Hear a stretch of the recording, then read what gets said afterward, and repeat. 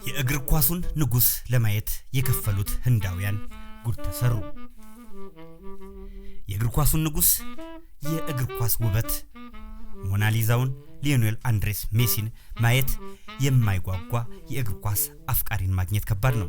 ሊዮኔል ሜሲ ከአሜሪካን ሜጀር ሊግ የዋንጫ ድሉ ማግስት የአትላንቲክ ውቅያኖስን አቋርጦ በአሚታቭ ባቻንና በሻሩክ ካን ሀገር ህንድ ደርሷል። የቅርብ ጓደኞቹ ዲፖላና ሱዋሬዝም አብረውት ተከስተዋል። ከ1.4 ቢሊዮን በላይ ህዝብ ያላት ህንድ በእግር ኳስ እጅግ አስቂኝ የአፍዝ አደንግዝ የማጂክ ታሪኮቿ ብትታወቅም መታተኛውን አርጀንቲናዊ ኮከብ ሊዮኔል ሜሲን ከአልፍ አድናቂዎቿ ልታገናኝ በዛውም የበለጠ ገጽታዋንና የቱሪዝም ኢንዱስትሪዋን ልታነቃቃ በወጠነችው እቅድ መሰረት 120 ሺህ ታዳሚን የሚይዘውን ስታዲየም አሰናድታ ጠበቀች። በህንድ ኮልካታ ከተማ ደግሞ 121 ሜትር ርዝመት ያለውን የሜሲ ሐውልትን ለማስመረቅ ሽርጉድ እያደረገች ነበር። የኳስ ምታተኛውን ያዘችው አውሮፕላን የህንድ መሬትን ስትነካም ሚሊዮን ህንዳውያን መላ ከተማዋን ወረው ሜሲን በታላቅ ድምቀት ተቀበሉት። ጥበበኛው እግር ኳስ ተጫዋች በህንድ ባለስልጣናትና ከፖሊውድ የፊልም ፈርጦች ሻሩክ ካን ጋርም ተገናኘ። ከአርጀንቲና ሮዛሪዮ ሳንታፌ በመነሳት በመታሃቱ ላለፉት 20 ዓመታት የዓለም እግር ኳስን የወረረው ኮከብ የ3 ቀናት ጉብኝት ለማድረግ ህንድ ደርሷል። ጥንታውያን አበው ውድና ጅራት ከወደ ኋላ ነው እንዲሉ በሜሲ አስጎብኚዎችና በአድናቂዎቹ መካከል የተከሰተው ችግር ገና በመጀመሪያ ቀኑ ይቀሰቀሳል።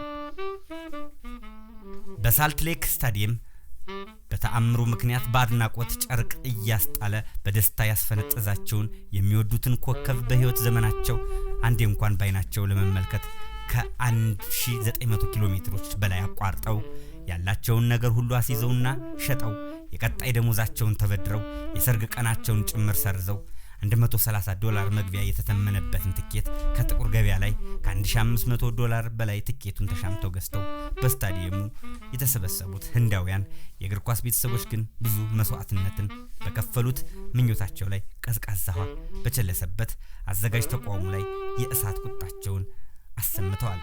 የሚወዱትን ሜሲ ለደቂቃዎች ብቻ በሩቅ አይተው እንዲሰናበታቸው መደረጉ አበገናቸው። በአዘጋጆቹ ቅጥፈት የተበሳጩት ደጋፊዎቹ የሳልት ሌክ ስታዲየምን አውድመዋል። ከፍተኛ ተቃውሞ በማስነሳት ከጸጥታ ኃይሎች ጋርም ተፋጠዋል። ደጋፊዎቹ በአንድ ድምጽ ተከድተናል ብለው ከፍተኛ ቅጥፈት ተፈጽሞብናል ይላሉ። ሜሲን በአግባቡ ሳናየው ከ100 ሜትር በላይ አርቀው ለዩብን። 20 ደቂቃ እንኳን በሜዳው ላይ አልቆየም። ከደጋፊው ጋርም የሚገናኝበት እድል ሁሉ ዘጉብን። አዘጋጆቹ ይህንን ሁሉ ብር ከኛ ወስደው ጉድ ሰርተውናል። የሁሉ ብሶት ሜሲን ለማየት የታደሙት የ120 ሺህ ደጋፊዎች አቤቱታ ነው። ሜሲ ኳስ እንደሚጫወትም ጭምር ተገልጾላቸው ትኬቱን $1500 እንደገዙ ገልጸዋል። ሜሲ ራሱ በሁኔታው ተገርሟል። የሚገርመው ነገር አዘጋጆቹና የመንግስት ባለስልጣናት በጸጥታ አካላት ታጅበው መሃል ሜዳ ውስጥ ሜሲን አስገብተው ፎቶ ሲነሱ ቪዲዮ ሲቀርጹ ነበር። ከዚያም ሜሲ ለደጋፊዎቹ ያስጎበኙናል ብለን ስንጠብቅ በአጃቢዎቹ እያጣደፉ ከስታዲየሙ ይዘው ተወጡ። ተመልሶ ይመጣል በሚል ለበርካታ ደቂቃዎች ሜሲን ሲጠብቁ እንደነበር በርካታ ደጋፊዎች እንባ ታጅበው ገልጸዋል። ሜሲ ድንቅ ነው፣ ትሁትና የኳስ ጠቢብ ነው። በዛች ውስጥ ደቂቃ እንኳን ለህንድ እልፍ እግር ኳስ አድናቂዎቹ ለተደረገለት አቀባበል ሁሉ ግራሲያስ እንዲያ እያለ ምስጋናውን አቅርቦ ነበር።